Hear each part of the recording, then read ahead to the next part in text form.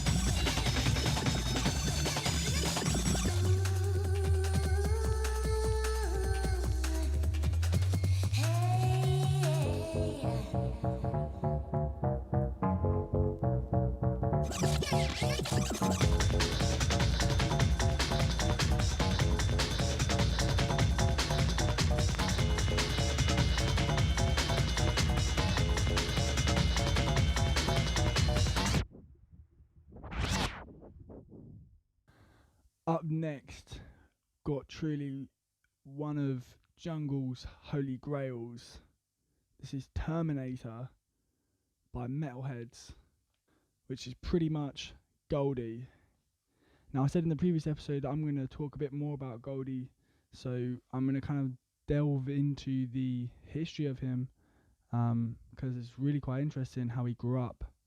So basically, he came from childcare. He was part for adoption from a very young age, bounced around loads of foster homes and care homes. While in homes, he joined a few street dance crews, and made a name for himself as a graffiti artist, appearing on TV quite a few times. I'm going to roll a little clip now for you. New York City got transit, and that's the way that they get their thing around, and the only thing I got is walls. When I first came to Heathtown, it was strange seeing a place like that, a place that was like built up and close, like a lot of walls and dark grey walls. Living in that kind of community, it's just another urban no-go. It was through the social conditions what I was living in, which inspired me to paint. Me, I don't really write my name because I think my name's irrelevant over here. It don't mean nothing to nobody. He also took part in the largest ever UK graffiti rap battle, so it was called. Alongside Goldie in that graffiti battle was a guy called Robert out of Bristol, who later formed Massive Attack. Goldie then moved to America, the Bronx specifically, where he started to sell gold teeth. In 1988, he returned back to the UK and kept the name Goldie. And in 1991, he had a girlfriend called Chemistry, rest in peace to her soul, who apparently introduced him to breakbeat and also to 4Hero, who I mentioned in the first episode, who started Reinforced Records. He also did some artwork for Reinforced Records and appeared on a few tracks with some vocal samples in the early 90s. And then as Roughage Crew started to release his own music, he had Dark Rider already, and there was a few others. But this is his first big hit, Terminator, where he is credited with creating time stretching. And time stretching is basically the ability to stretch a given music sample without changing the pitch at all. And this function is on Pioneer turntables on CDJs and has been for years. It's the master tempo button. When you press that and you move the slider up and down, the pitch of the track doesn't actually change, but the tempo does. Goldie then later in about 1994 set up his own label, Metalheads, but I will get onto that in a next episode. Little interesting side note here, Metalheads is spelled with an S here as opposed to the Z which is spelled with on the label.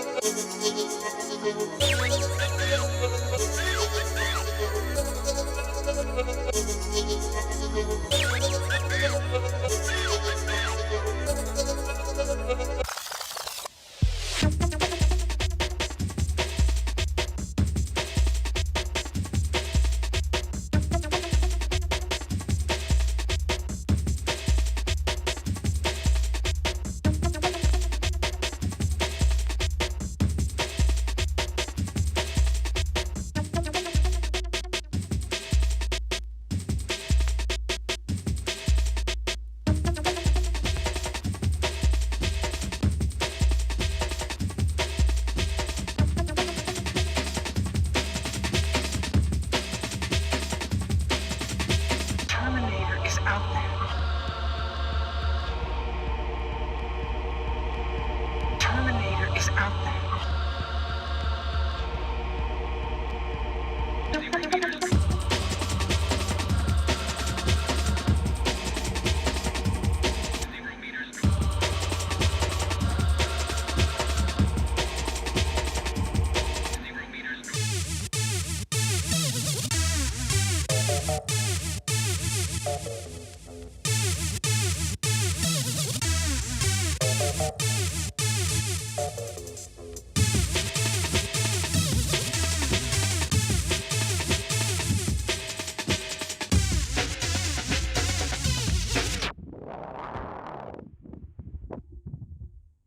Right, so moving on, we're going to go to a more ravey track. Now this is one that's on my channel, Shades of Rhythm, the Happy Feelings EP.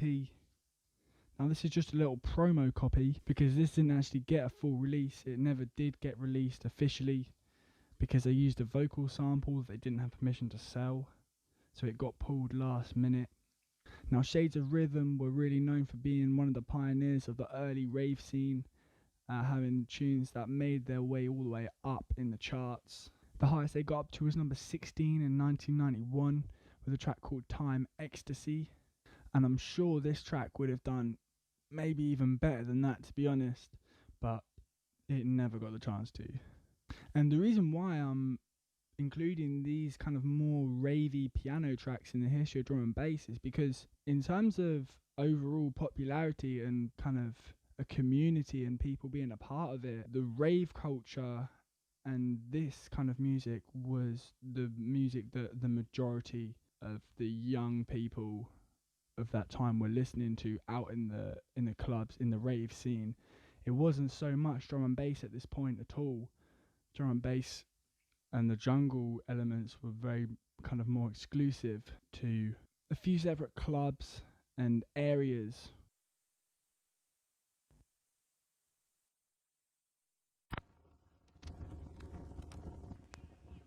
I've seen the future. I've seen the future. I've seen the future. I've seen the future. I've seen the future. Inside of this show, y'all. I've seen the future. Inside of this show, y'all. I've seen the future. Inside of this show, y'all. Stop looking, listen to the position you wish it was in. Words coming out from the power within.